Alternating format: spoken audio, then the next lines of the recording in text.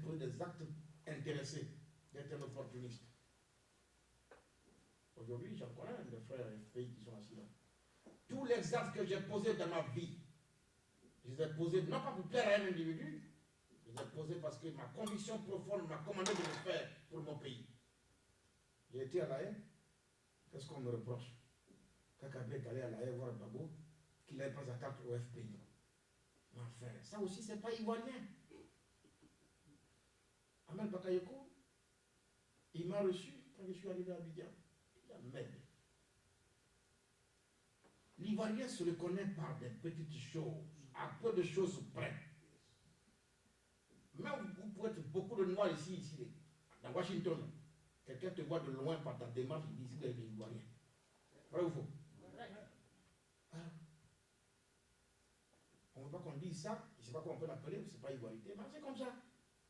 Les Ivoiriens, quelles que soient les palabres qu'il puisse y avoir entre deux Ivoiriens, dès que la mort intervient, un en deuil, ça les réconcilie. Même si c'est pour un mois. Mon père, sa mère. Mais ce monsieur-là, il a été le président de notre pays. Il a procuré beaucoup de bonheur à beaucoup d'Ivoiriens. En tout cas, moi, personnellement, moi, Babo n'a jamais rien fait pour moi. Je n'ai jamais eu de décret de Babo dans ma vie. Ceux qui ont le décret de Babo savent. Il y en a qui ont été nommés ministres en 2004. Pour l'instant, notre constitution prévoit que c'est le président de la République qui nomme le ministre. En 2004, Ouattara n'était pas encore président. Ce monsieur-là, il perd sa maman. On peut dire, pour un mois, on laisse tomber les contradictions internes, on peut aller saluer, dire, c'est pas comment on fait. J'ai même dit au ministre Ahmed, rien que par culture, on doit le faire. Maintenant, si on dit on veut faire la politique, à un moment où on parle de réconciliation, imagine que M. Ouattara te désigne comme toi, Ahmed, chef de forte délégation, vous rendez à La Haye. Ah, Babou, c'est vrai, frère, on a nos problèmes tous les jours, mais là, ta mère est décédée. Comme pour des raisons, ma chère, Ouattara ne peut pas venir, mais il a envoyé une équipe, te dit Yako. Et puis, voir avec toi comment on enterre cette femme, parce que quand même, c'est la maman de l'ancien président de la Côte d'Ivoire. Quand vous avez fini de faire ça, est-ce que c'est Caillou qu'il a ici? Ce n'est pas une pierre qu'il a ici.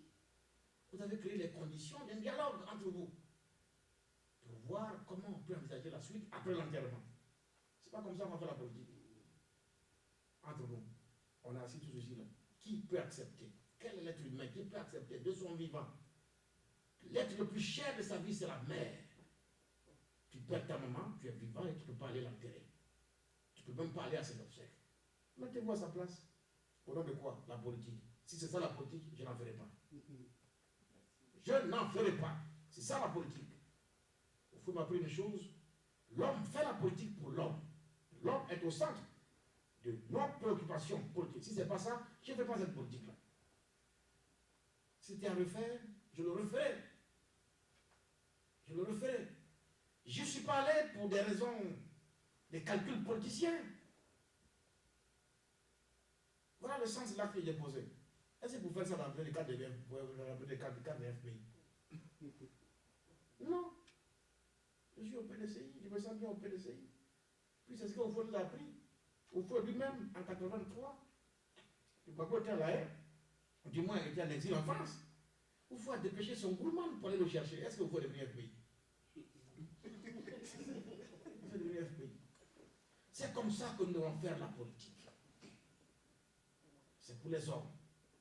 Fraterniser. Il y a juste un temps, c'est une journée de campagne, on finit l'élection et puis après on continue la vie.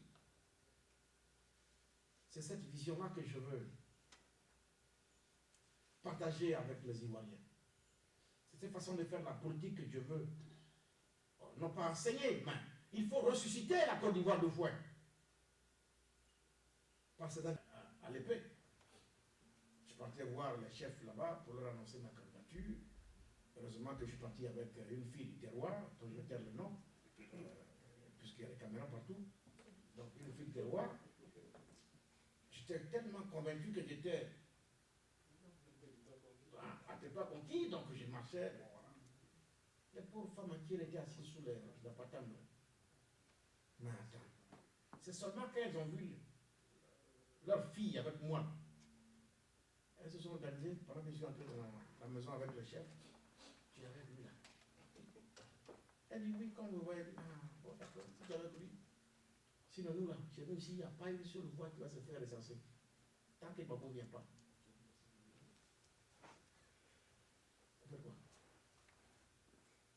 On va les rayer de la Côte d'Ivoire, cela. On va tenir compte d'eux. Et voilà, c'est un cas pratique. Nous, ici, dans notre village, personne ne se fait enrôler. Tant que Babo ne vient pas, on n'est pas enrôlé. Pourtant, on a fait le recensement général pour prévoir le développement de 2050.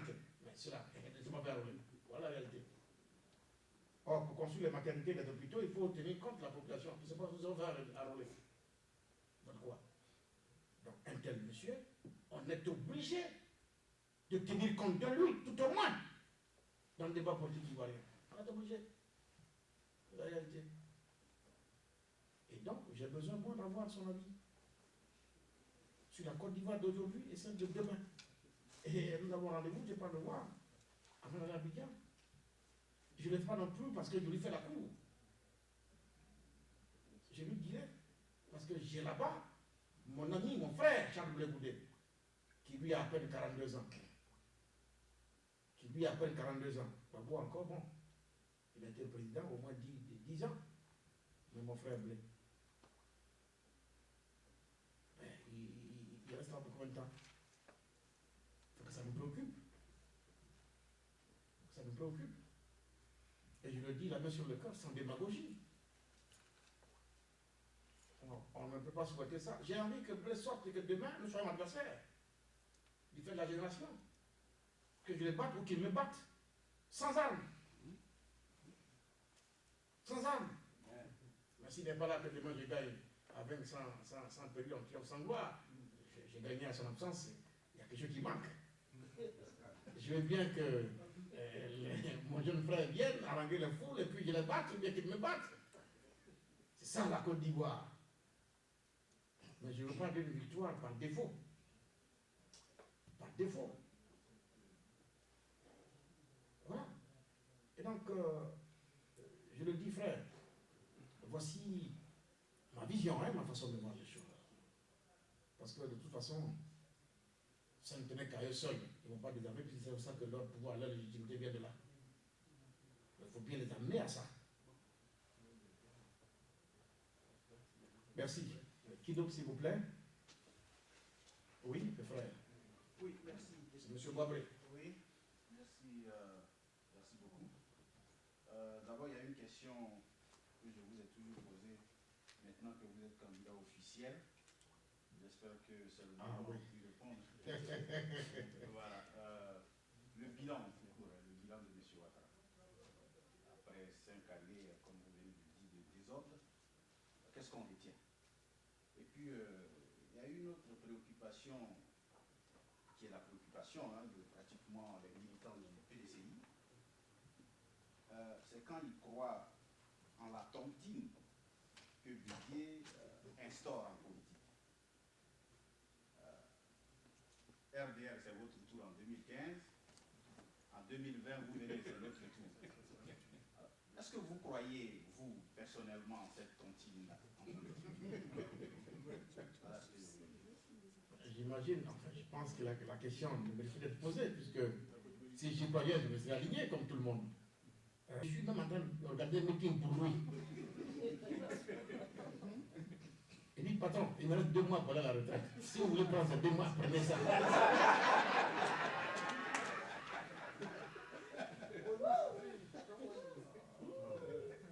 Je l'ai vécu en direct. J'étais à Yamoussoukro ce même jour pour un meeting qui était prévu pour se tenir à 17h. Je suis arrivé à 19h sur les lieux. Parce que vous savez, les Africains, les Ivoiriens, quand ils t'aiment, vous savez, vous le trouvez pour vous séparer, c'est difficile. Donc, quand tu as le malheur de prévoir 3-4 meetings la même journée, fais attention, tu vas avoir des problèmes après. Parce qu'il faut forcément que tu manges le repas. Quand tu as mangé, il faut forcément boire le bangui. Si tu refuses de boire, il va voter pour toi. Il est venu chez moi, même là, il a refusé de boire. Il va boire. Tu es obligé de dire aussi ta ça. Et j'arrive à Yamoussoukro, dans le village de la Mandoufouin. Des gens qui attendaient depuis 17 heures. Tous les secrétaires de Yamoussoukro, c'était C'est un village. Donc les autres n'avaient rien à voir avec l'événement. Ils sont tous venus, après le congrès éclaté à Anthropologie, ils sont tous venus au congrès. Ils ont tenu à prendre le micro, et tous pour se présenter. Et j'ai fait mon meeting et je suis parti. L'esclave appartient au maître. Mais le maître du rêve de l'esclave, c'est l'esclave lui-même. Le jour du vote, là, chaque Ivoirien sera devant l'urne. Bédier ne sera pas là. Ouattara ne sera pas là. Si c'était pas ça là, nous on était convaincus que Bédier allait gagner en 2010. Au stade Léon Robert de Mar, le monde qui est sorti pour accueillir Bédier dans le stade, on a eu 400 voix dans le Mar. 400 voix.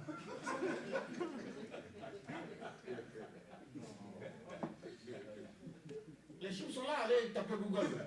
Quand je suis parti ici, je suis matin, vous allez voir 400 voix à ma commune. Pourtant, si seulement ceux qui étaient dans le stade seulement avaient voté, seulement, on aurait peut-être 2000 ou 4000 voix. On a eu 400 voix. Donc ça, c'est la comédie. Laissez tomber ça. Maintenant, il faut qu'on maîtrise le processus électoral. Pour ne pas que votre triche et dise que comme Bédier était avec moi, alors on peut comprendre que j'ai gagné. C'est là, ça va se passer. Est-ce qu'il y a un garçon pour ce combat-là? C'est là. C'est pour ça qu'il dit que ça ne sert à rien de nous battre dans ces conditions-là. Hein, les uns contre les autres. Sur un terrain de football, la première des choses qu'il y a à faire, là, c'est d'identifier les équipes. Vous êtes 11, vous portez le même maillot, vous appartenez à la même équipe. Il est interdit entre vous 11 de vous poser des tacles.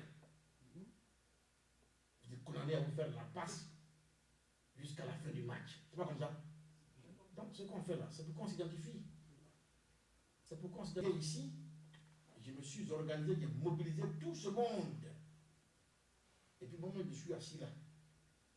Parce que voilà ce monstre qui me tue et que j'ai du mal à terrasser. Et puis pendant que je suis couché, affaibli, je vois que Kakabé a réussi à se lever au moins un pied pour le déséquilibrer. Même dans mon affaibli, là, je me débrouille pour prendre le pied pour qu'on le fasse tomber. Vous avez compris? Ça, c'est les images de pays profonds. Donc, je ne commets aucun crime. Je le fais au vu et au su de tout le monde, avec les idées, les arguments. Je ne prends pas de fusil. Est-ce que nous sommes tous Ivoiriens? Oui, bon. Si demain l'habitant du FPI vote pour Alassane, il va refuser. Mais il va faire la cour aussi. Hein? Il va faire la cour. J'en connais qui quittent l'exil et qui viennent, bon, et puis bon, vous savez ce que c'est. Et qui font des tournées, des meetings pour mobiliser pour lui.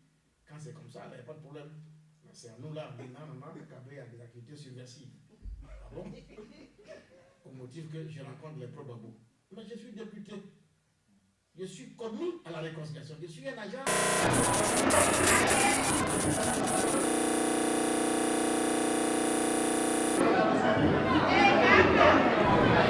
Je le fais au grand jour. Et puis moi, mon père est de Bokanda, il n'y a pas frontière là-bas. Lakota, il n'y a pas frontière. Je ne peux pas m'amuser à prendre un fusil. Je ne peux pas m'amuser à prendre un fusil. Ça, je vais me cacher où? Donc, avec moi, il n'y a aucun risque de ce type-là. Avec moi, c'est certain que c'est la démocratie, c'est le débat d'idées, point. Et c'est ce que vous pouvez m'apprendre à faire. Donc, ces choses-là, je ne me reconnais pas dans ces pratiques. Ce ne sont pas nos pratiques à nous. C'est même pas ça. Les pratiques entre Ivoiriens, c'est pas ça. Bref. Donc, le bilan, tu le connais. Même quand je fais cette petite lecture-là, ça c'est plus que le bilan. Cette petite lecture. Maintenant, le domaine où il semble-t-il, il excelle, c'est pas l'économie.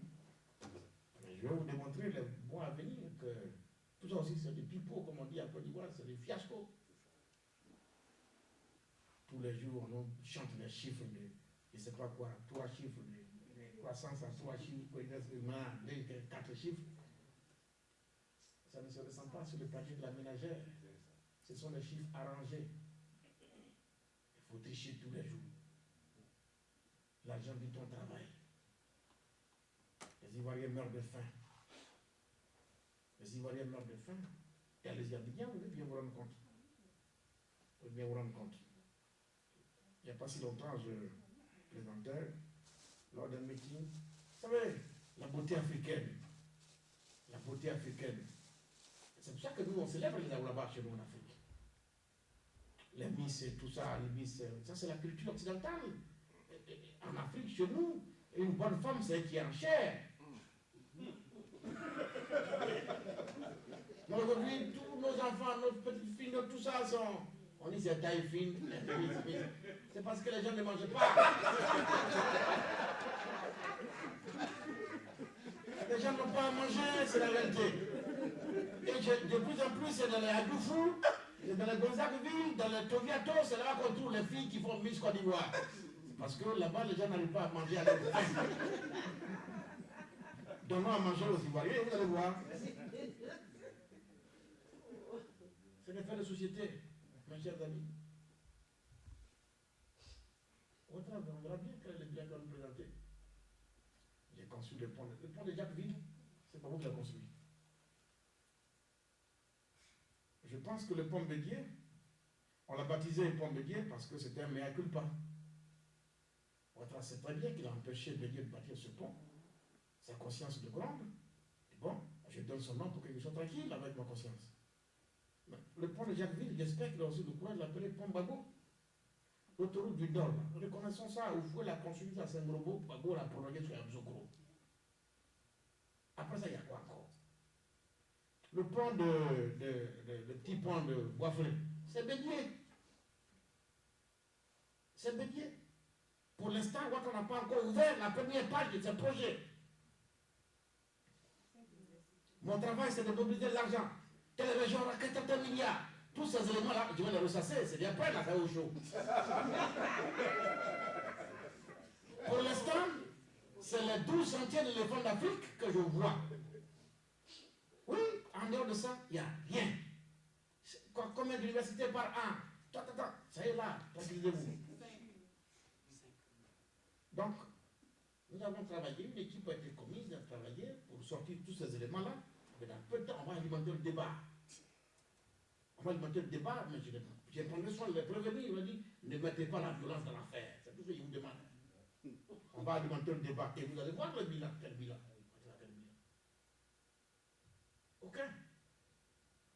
Aucun. Donc, on a fini les quelques travaux qu'on a empêché Bédier et tout ça. On a achevé ce débat. D'ailleurs, l'autoroute du Nord, on s'est empressé de donner l'impression qu'il n'y a que il travaille. On les dit, waouh, vous laissez plâtrer partout. Tellement vous l'avez faire. Même le point Bédier, vous n'avez pas vu les images à Tréjeur? La piscine d'État. La piscine d'État. Le pont n'est pas prêt à être livré. Pourquoi vous voulez le livrer maintenant? Tout ça pour qu'on dise qu'il travaille. Mais depuis les années des temps, le pont où Dégol, le pont où vous étiez là, on n'a jamais vu débat dessus. Alors, quelle sera la bannière sous laquelle vous vous présenterez dans la mesure où officiellement le PDCI a désigné son candidat et que nous aurions appris dans la presse que les 4 que vous êtes, vous envisagez d'aller à une convention pour désigner un candidat, une convention du PDCI pour désigner un candidat. Alors, voilà le sens de ma question. Comment cela va se passer? Deuxième volet, vous avez dit tantôt que vous aimez la paix, comme tous les Ivoiriens d'ailleurs, moi également y compris, et vous êtes prêt à tout pour que la paix revienne dans ce pays. En admettant, parce que vous avez dit que vous allez battre le candidat Ouattara sans embâche, en admettant qu'au second tour vous vous retrouvez avec lui et qu'au contraire, lui, il arrivait à vous battre, quelle attitude vous pourriez adopter dans la mesure où la paix est tout ce que je voulais dire, la denrée que nous souhaitons tous? Merci. Si je me retrouve donc au second tour avec lui, ça veut dire que j'ai déjà fait le premier tour. Donc j'ai accepté les règles du jeu pour arriver à ce stade. Si je suis battu, alors j'accepterai ma défaite. Oui. Ah oui. Il a bien fait les élections. Non. Si j'ai fait le premier tour, parce que je vous ai décrit tout à l'heure, cette série, je vous ai dit qu'elle ne peut pas regarder l'élection pour nous tous. Donc si j'accepte d'aller au second tour, c'est qu'il y a eu des modifications. C'est qu'on s'est mis d'accord sur quelque chose. les règles du jeu ne peuvent pas changer aussi en chemin. Donc s'il me bat au second tour, il m'a battu. Alors j'accepte. Je vous dis quoi en clair? Aussi bien lui que moi, que tous les autres, aucun ne peut accepter le verdict des urnes si c'est organisé par une CEI indépendante admise par tous dès le départ. Si c'est le cas, alors il faut qu'on apprenne justement à être des démocrates. C'est ça qu'a fait le Sénégal. Abdou Diouf, président en exercice, organise des élections et il téléphone à Abdelwad pour dire tu as gagné, bravo, viens prendre le fauteuil. Voilà qui sauve le Sénégal. S'il y a une CEI donc indépendante et que l'élection admise dès le départ, eh bien s'il me bat, il m'a battu. Et je vais dire, je vais le féliciter. Je vais le féliciter. La première question, écoute, la politique c'est aussi ça. Si M. Bédier s'est entêté pour dire à la face du monde que Ouattara est son candidat, c'est parce que, selon le droit, il ne peut plus permettre que quelqu'un d'autre soit candidat pour le compte du PDC-IRDA. Et pour l'instant, nous l'avons tous élu comme président du PDC-IRDA, et il a la légalité avec lui. La légalité. Donc, c'est lui qui a le logo du parti. Même si un jeune homme, un enfant de quoi, de 8 ans, me disait, tonton, ces temps-ci, là, il y a une mode. Tu dis quoi? Et on a maintenant des présidents des partis qui ont le logo des partis qui n'ont pas de militants. J'ai dit d'abord, oui, les enfants, à 8 ans. Voilà. Il dit, tu fais allusion à qui? Enfin, il a bien sûr donné le nom. Donc, Bédier aura avec lui le logo du parti. Et d'ailleurs, Djikaoué a commencé à menacer pour dire que le président n'acceptera pas que quelqu'un utilise son logo. Donc, ça aussi, c'est du droit. Est-ce que vous pensez que moi, j'ai passé mon temps dans le débat juridique? Je vais gagner une élection. C'est pour ça que j'ai pris soin. Moi, quand je parle, honnêtement, je veux qu'on... J'étais clair, avant même que Bédier n'aille à doubler Ouattara, j'ai dit, je suis candidat avec ou sans le PDC. Mon souhait, c'est des candidats du PDC. Mais si je ne peux pas l'être, je suis candidat indépendant. Bon, tous les quatre, nous avons décidé d'organiser une convention. Ça aussi, il faut tout de suite dire que, bon, on va essayer. Mais Bédier ayant choisi avec le PDCI, dont il a le logo de l'investi Ouattara, je ne suis pas sûr qu'il va accepter que d'autres militants se réunissent pour désigner un candidat. En allant à 4, eh bien, ça garantirait la meilleure stratégie pour battre Ouattara. Nous irons à 4. Si nous estimons que c'est en désignant un d'entre nous qu'on peut aussi le réussir, nous apprécions. Mais en ce qui me concerne, je vous ai dit ça, j'ai dit à mes aînés, je leur demande une chose, il ne faut pas qu'ils fassent comme Bédier aussi. Voilà, le dernier congrès du PDC a été clair, le thème est connu de tout le monde, PDC-IRDA face aux nouveaux défis, 2 points, rajeunissement, renouveau, renaissance. Voilà, c'est ce que j'ai demandé à M. Bédier d'appliquer. C'est ce que j'ai aussi demandé aux autres d'appliquer. Voilà, nous sommes 4. De nous 4, lequel d'entre nous incarne le renouveau, le rajeunissement et la renaissance? Donc il faut que mes aînés comprennent qu'il faut qu'ils envoient un message fort aux jeunes de Côte d'Ivoire. Diantre, mes chers amis. Pourquoi veut-on nous convaincre en Côte d'Ivoire que maintenant c'est à 60 ans qu'on est productif? Que c'est à 60 ans qu'on est bon pour le service? C'est à 30 ans, quand on est jeune, qu'on a de l'ambition, qu'on a de la vigueur, qu'on peut bâtir, qu'on peut construire. Déjà à 30 ans, Bédier faisait ses prouesses au ministère de l'économie et des finances. Il faut qu'il a vite compris à responsabiliser tout ce que vous voyez là, quand il est dans la fleur de l'âge, jeune. Vous êtes ici aux États-Unis, la plus grande puissance du monde confie son destin à quelqu'un de 47 ans, Obama. Moi j'aurai 47 ans le jour du vote.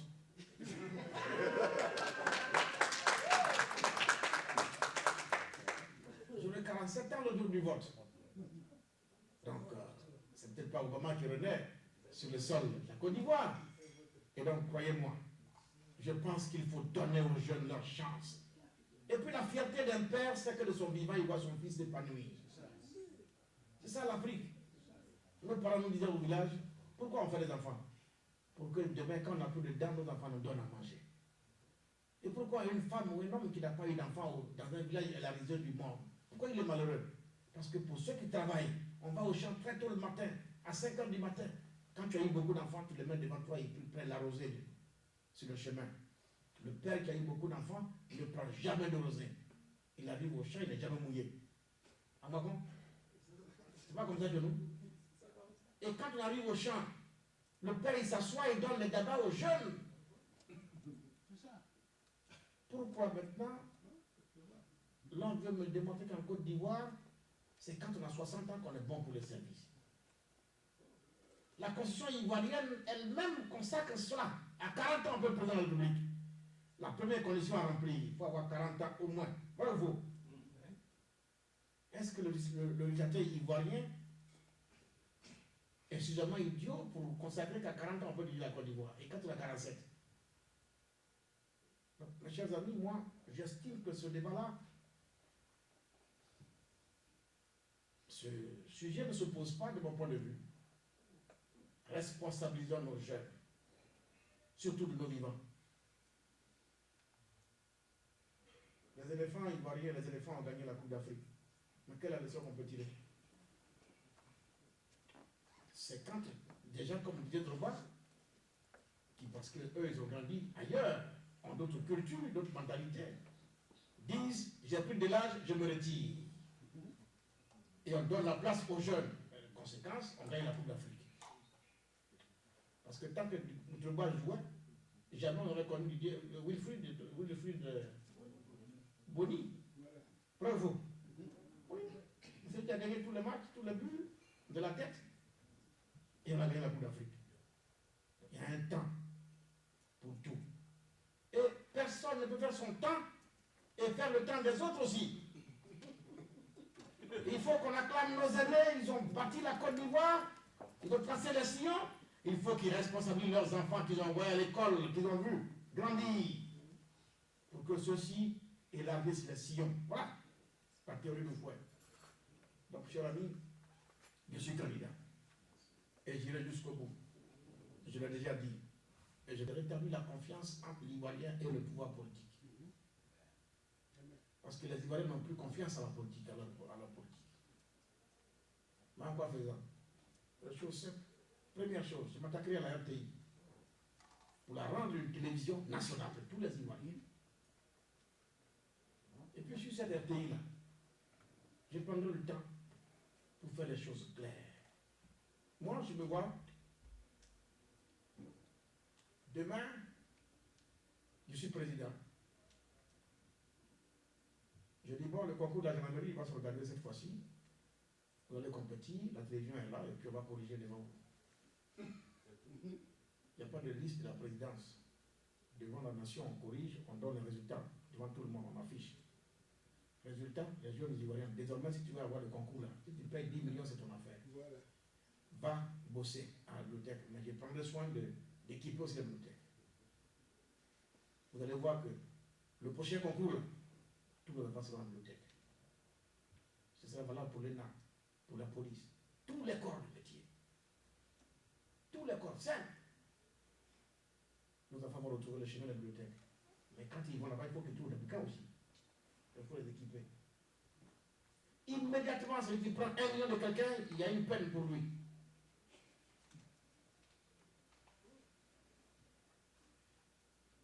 Donc, pour être des mesures incitatives pareilles pour redonner confiance. Parce que vous ne pouvez pas malheureusement diriger un peuple qui n'a pas confiance en vous. Donc, il faut restaurer la confiance entre les Ivoiriens et le pouvoir politique. Maintenant, le gros problème, c'est la rééducation. J'en parlais avec mon ami hier à la maison. Moi, je suis littéraire de formation. Je peux, en parlant, commettre des erreurs, on peut se moquer de moi, d'accord. Mais un médecin n'a pas ce droit-là, le médecin. Dans une salle d'opération, un bloc opératoire, tu ne peux pas te tromper. Si tu te trompes, c'est la mort qui intervient.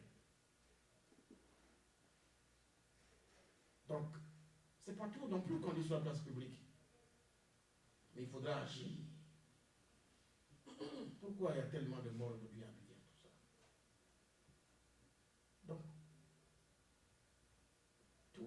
baissé, les niveaux ont baissé dans tous les secteurs. Il faut relever le niveau.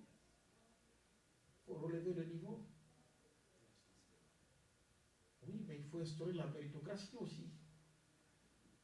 Il faut aussi qu'il y ait une saine compétition.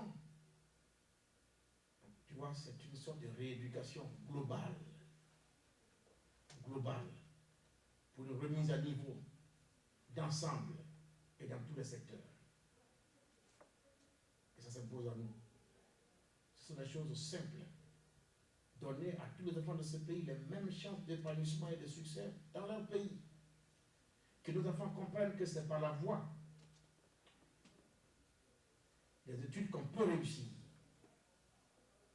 J'ai reçu, avant de venir ici, un groupe d'Ivoiriens qui ont eu le malheur de compétir à Soubabo, qui ont fait le concours de police. Et un autre groupe d'Ivoiriens, eux aussi ont fait le concours de greffier. Tous ces jeunes gens qui étaient admis là, aucun ne connaît Babo. Leur pays, leur république a organisé un concours auquel ils ont participé et ils sont admis. On dit, bon, comme Babo n'était pas reconnu, les concours sont annulés. Je suis d'accord. Mais quand ils sont annulés pour tout le monde. Mais pendant que les jeunes gens sont assis à la maison parce que le concours est annulé, ils voient leurs camarades, quelques-uns, qui prêtent serment à la télévision. Les autres vont se plaindre chez le ministre, le garde de Sceaux. Qu'est-ce qu'il va leur dire? Vous ne travaillerez que quand Babo va revenir de la haine. Notre priorité à nous, c'est de nous travailler à nos jeunes gens qui ont pris les armes pour sauver la République. Doit avoir dans la société ce rôle prépondérant que la nature lui confère. Il est à regretter que pendant des années, des décennies, la femme a été l'être inférieur selon les civilisations et les traditions. Mais le monde évolue et l'humanité elle-même est en train de rattraper les retards et corriger ce qui peut être corrigé. Donc c'est un combat commun. Certains pays sont en avance sur d'autres dans ce combat-là. Je connais le gouvernement français où François Hollande vous dit j'ai la parité gouvernementale. S'il y a 12 ministres, 6 femmes, 6 garçons, c'est bien, il faut applaudir ça. Chacun va à son rythme. Chacun va à son rythme. Mais tous, nous sommes conscients que c'est un combat qui est amené. Mais qui est amené par les femmes aussi elles-mêmes. Je prends le domaine dans lequel j'exerce la politique. Très souvent, quand j'approche des dames, je leur dis la chose suivante. Il ne faut pas attendre que les hommes mènent tous les combats politiques et parce qu'il y a la parité maintenant, quand on va former le gouvernement, on dit bon, est-ce qu'on a une femme dedans ou deux? Bon, envoyer deux. Non! Madame Diabaté Henriette Dadu est un exemple de femme combattante. Quand arrive l'heure de la récompense, on ne la prend pas pour meubler le décor, mais elle prend la place qui lui est due. Elle mérite, elle a pris part au combat. Je pense que la femme doit se battre pour son épanouissement, pour son émancipation. Elle doit conquérir sa place, puisque nous sommes dans un monde de compétition. Rien ne se donne non plus. Il ne faut pas qu'en même temps que la femme recherche à être l'égale de l'homme, elle pense que tout doit lui être donné. C'est un combat et je vous félicite d'en faire votre combat. Mais je dis, c'est un combat maintenant qui n'est plus le seul combat des femmes. Nous avons l'obligation de faire en sorte que la Côte d'Ivoire suive la marche du monde. Sur la marche du monde. Croyez-moi, je ne le dis pas pour vous flatter. C'est une obligation. Ce sera que rendre à la femme ce qui lui revient. Donc, il n'y a même pas aujourd'hui à poser une question à quelqu'un. La seule question qui m'aurait embarrassé, quand je vais dans la salle, vous voulez que je vous dise, quand vous avez vécu tout longtemps ici, c'est que quelqu'un me demande ce que je pense du mariage pour tous. Donc, j'ai prié à Dieu que personne ne me demande ça et personne ne me l'a demandé. Sinon, pour ça, vous connaissez la réponse. Parce parce que vraiment, je vais être président de la Côte d'Ivoire, mais si c'est pour demander que garçons et garçons se marient, alors je demanderai comme de votre part. Si c'est pour cela que je vais traiter de rétrograde, de vieux ou de quelqu'un qui est, j'accepterai ma condition. Mais je suis catholique baptisé, et puis c'est même pas du catholicisme, c'est une question de culture. Chaque peuple a ses cultures, mais enfin, moi je vais être président d'un pays comme la Côte d'Ivoire, dans un continent, l'Afrique, que je veux qu'il soit le berceau de la vertu. Il faut que notre continent soit un continent vertueux. Dans les grands rendez-vous du monde, qu'est-ce que l'Afrique apporte? Qu'est-ce que l'Afrique apporte? Est-ce que nous pouvons au moins demeurer le continent de la vertu? Un continent vertueux, où tout n'est pas permis quand même, non? Dieu a créé l'homme, chaque organe a réservé à quelque chose. Chaque organe humain est réservé à quelque chose, à une fonction propre. Bon, je suis loin ici. Je n'ai pas envie de me créer des ennemis. Mais je suis aussi libre d'avoir mes pensées avant mes idées à moi. Sinon, sur la question de la femme, vous enfoncez une porte ouverte. D'ailleurs, je vais vous dire une chose, du fond du cœur. Heureusement que c'est en avril, je ne peux pas être là. Parce qu'en avril, j'ai des rendez-vous déjà programmés sur Abidjan. Mais on va rester en contact. Je vais dire